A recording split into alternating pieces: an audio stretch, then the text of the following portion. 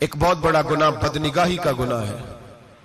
آپ کو پتہ ہے ہمارے ملک کے اندر بدکاری، زنا اور بے حیائی کی شرح کتنی بڑھتی جا رہی ہے، کس قدر بڑھتی جا رہی ہے. وہ لوگ جو نکاح کر لیتے ہیں وہ بھی اپنی نگاہوں کو، میں اکثر کہتا ہوں، حضور نے فرمایا نکاح آدھا ایمان ہے. جس نے نکاح کر لیا اس کا ایمان مکمل ہو گیا. تو جو نکاح کے بعد بھی باز نہ آیا، میں اس کو بے ایمان نہیں کہتا، لیکن نبی پاک نے فرمایا جو نکاح کر لے اس کا ایمان، بولیے ایمان محفوظ ہو گیا، اس کا ایمان، سارے بولیے ایمان. اور جو پھر بھی باز نہ آئے، حضور کہہ رہے ایمان مکمل ہو گیا. اور جو نہ باز آیا کیا فتویٰ دیا جائے حدیث کی روشنی میں؟ میرے نبی پاک کی بارگاہ میں عورتیں آئیں توبہ کرنے، بیعت کرنے، مسلمان ہونے. تو حضور بیعت لیتے وقت فرمانے لگے میرے ساتھ وعدہ کرو، جھوٹ نہیں بولو گی، غیبت نہیں کرو گی، زنا نہیں کرو. ایک عورت بول پڑی، کہنے لگی یا رسول اللہ صلی اللہ علیہ وسلم میں مسلمان تو نہیں پر خاندانی ہوں، میرے گھر والوں کے ذہن میں بھی کبھی زنا کا خیال نہیں آیا. ہم تو اسے خاندانوں کے وقار کے خلاف سمجھتے ہیں. روز بری نظر سے کسی کو دیکھنا اور کسی کے بارے میں غلط باتیں، ناراض نہ ہونا. بہت سارے بوڑھے بھی لذت لے لے کے جرم بیان کرتے ہیں، گناہ بیان کرتے ہیں، غلط باتیں کرتے ہیں، کسی عورت کے بارے میں تبصرہ کرتے ہیں. کیا سمجھتے ہیں مرد اور عورت معاذ اللہ تعالیٰ ایک کمرے میں جا کے بدکاری کرے تو وہی زنا ہے؟ میری طرف دیکھیے اور جھانک کر کے سنیے کیا عرض کر رہا ہوں. ادھر دیکھیں میری طرف. نبی پاک صلی اللہ علیہ وسلم نے فرمایا زنا زبان کا بھی ہوتا ہے، زنا کان کا بھی ہوتا ہے، زنا آنکھ کا بھی ہوتا ہے. حضور کس طرح فرمایا جس نے گند دیکھا اس نے آنکھ کا زنا کیا، جس نے لذت لے کے سنا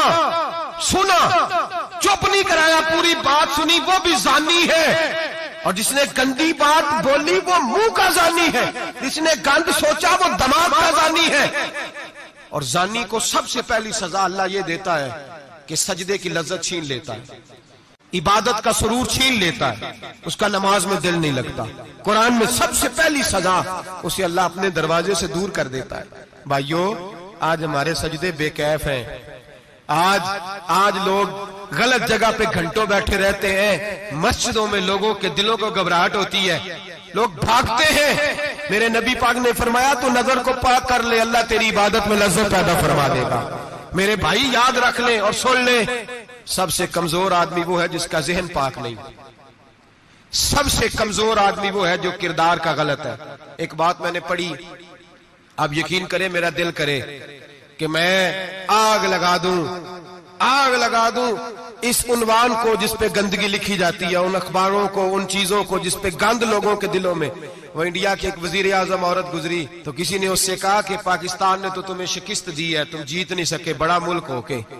کہنے لگی کوئی بات نہیں، تھوڑا وقت ٹھہر جاؤ، ہم ان پر تہذیبی یلغار کریں گے، ان کے گھروں میں ننگا ناچ کریں گے، یہ گندی تصویریں دیکھیں گے، یہ گند میں الجھ جائیں گے. اور جو قوم گند میں الجھ جایا کرتی ہے وہ پھر کسی سے لڑنے کی طاقت نہیں رکھتی، اس کے اندر ڈٹ جانے کی ہمت نہیں ہوتی، اس کی غیرت کے جنازے نکل جاتے. دل کرتا ہے جل جائے وہ جل جائے جہاں سے برائی پھیلتی، تباہ ہو جائے وہ علاقے جہاں سے گند ہوتا ہے. لوگ گند کی کمائی کھاتے ہیں، گند کی. ایکٹروں کے ساتھ کھڑے ہو کے فوٹویں کھچاتے ہیں اور گناہ پہ فخر کرتے ہیں. اور گندے لوگ کہتے ہیں اللہ کا فضل ہے ہم گند پھیلا رہے ہیں، ثم معاذ اللہ. لوگ گناہ پہ فخر کرتے ہیں چوکوں چوراہوں میں. محمد بن قاسم آئے ہندوستان پہ راجہ دہر کے مقابلے میں، نوجوان میری طرف دیکھیں اور صحیح ہو کے بیٹھے، خاصے صحیح ہو کے بیٹھے، تقریر نہیں کر رہا، جذبات کا. میرے جذبات سنیں، دل کے پھپولے جل رہے ہیں سینے کے داغ سے. اللہ کی قسم روح کی گہرائی سے بات کر رہا ہوں، وہ بات کر رہا ہوں جو سینہ کہہ رہا ہے کہ پھٹ جائے اور کہنا نہ پڑے. قرآن و حدیث پڑھتے ہیں اور پھر اپنا حال دیکھتے ہیں تو لگتا یہ ہے کہ عذاب قریب آ گیا ہے، لگتا ہے زمین پھٹنے والی ہے، آسمان گرنے والا، لگتا ہے قریب آ گیا ہے سارا کچھ. سمجھیں کیا عرض کر یہ بات اگر آپ سمجھ گئے تو قیمت وصول ہو گئی. اس کو سمجھ گئے تو سمجھ لیں آپ کے مزاج کے اندر اللہ نے تبدیلی پیدا کر دی. محمد بن قاسم 18 سال کا جوان، ایک عورت کی عزت پر راجہ دہر ہندو نے حملہ کیا، محمد بن قاسم بچانے آئے. جب ہندوستان آئے فوج تھوڑی تھی، علاقہ تھوڑا تھا، راجہ دہر کی فوج بہت زیادہ، اور پھر اپنا عرب چھوڑ کے یہاں آ کے ہندوستان میں اس کے علاقے میں اس پہ حملہ کرنا، حالات خراب تھے۔ محمد بن قاسم پریشان ہے۔ ایک بزرگ نے دیکھا، کہنے لگے پریشان کیوں ہو؟ کہنے لگا سوچتا ہوں علاقہ بھی اس کا، فوج بھی اس کی، میرے فوجیوں کو تو رستوں کا بھی نہیں پتا، کیسے جنگ کریں گے، کدھر سے آئیں گے، اور پھر ہمیں زبان بھی نہیں آتی، کیسے کام ہوگا، ڈر رہا ہوں۔ 2-4 دن گزرے تو محمد بن قاسم اشاش بشاش ہو گئے۔ وہ بزرگ کہنے لگے خیر ہے، بڑے مطمئن ہو گئے ہو؟ کہنے لگے بس راجہ دہر ہم سے مقابلہ نہیں کر سکتا، راجہ دہر ہمارے مقابلے میں کھڑا نہیں ہو سکتا، وہ گرا کے گرا، وہ لڑکھڑایا کے لڑکھڑایا، ریزہ ریزہ ہو جائے گا۔ آپ کو کیسے خوشخبری مل گئی؟ کہنے لگے مجھے پتا چلا ہے کہ راجہ دہر ذہن کا گندا ہے، وہ تو چچا کی بیٹی کو نہیں چھوڑتا، ماموں کی بیٹی کو نہیں چھوڑتا، خالہ کی بیٹی کو گندی نظر سے دیکھتا ہے۔ جس کا ذہن گندا ہوتا ہے وہ کسی کا مقابلہ نہیں کر سکتا، ہمیں فتح ہوگی، فتح، وہ گرے گا۔ وہ بزرگ کہتے ہیں میں سمجھ گیا کہ واقعی سے فتح ہوگی۔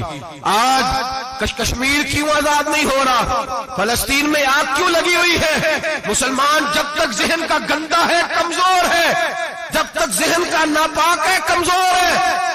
حضرت سعد بن ابی وقاص رضی اللہ تعالیٰ عنہ فرمایا کرتے تھے اللہ مسلمان کی مدد اتنی دیر تک کرتا رہتا ہے جتنی دیر تک مسلمان کا ذہن صاف رہتا ہے، کردار پاک رہتا ہے۔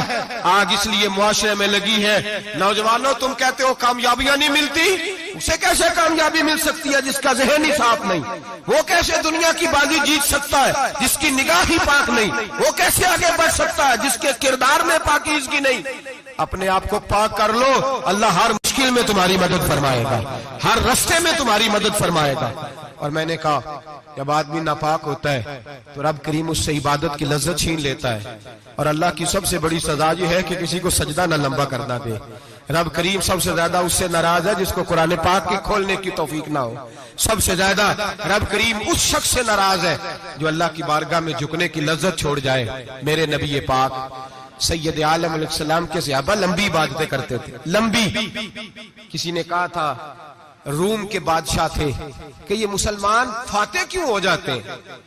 تو اس نے کہا میں نے مولا علی کے زمانے میں جاسوسی کرائی تھی، پتا کیا تھا کہ ہر میدان میں کامیاب کیوں ہوتے ہیں۔ تو کہتے میں نے دیکھا یہ دن کے مجاہد ہوتے ہیں پر رات کے عابد ہوتے ہیں۔